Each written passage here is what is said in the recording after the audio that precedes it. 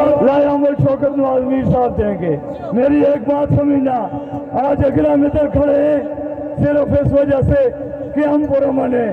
हम 13 मई को भी पुरअमन रहे, हम 5 दिसंबर को भी पुरअमन रहे, हम कल भी उस वक्त पुरअमन रहे जब रियासत ने बदमाशी की, जान दलाकारों और सूलतकारों का अमन मार्च के नाम पर हम पर गोलियां बरसाई। कल भी इस शहर के नौजवान बहुत जज्बात में थे। हमने आपसे गुजारिश की, हमने आपकी मिन्नतें की, पुरअमन रहेंगे, वादा करो कल तक पुरअमन रहोगे।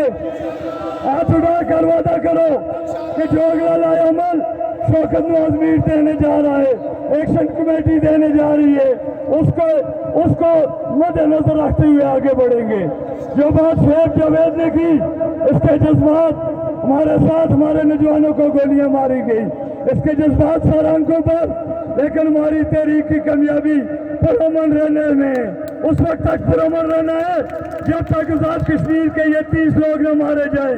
ये वादा करो, नहीं जज्बाती होना। ये जो लोग आए, जो DGISPR पाकिस्तानी चैनल पर बैठ कर ये चला रहा है कि इन्होंने मसला जदोजहद शुरू कर दी, वो ये कह रहा है एक्शन कमेटी ने असला उठाया और अमन मार्ग पर हमला किया। आपने इसको गलत साबित करना होगा।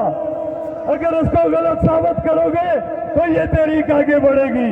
आखिर में नीलम से भी हमारे लोग आ रहे हैं, अगर वो पॉइंट पहुंच जाए तो रात को पंडाल परेड में लगेगा। अगला लाया अमल शौकत नवाज मीर साहब अनाउंस करेंगे। आप तमाम अहबाब का, आपकी मदों का, आपके जज्बों का बहुत बहुत शुक्रिया। वाह माल है।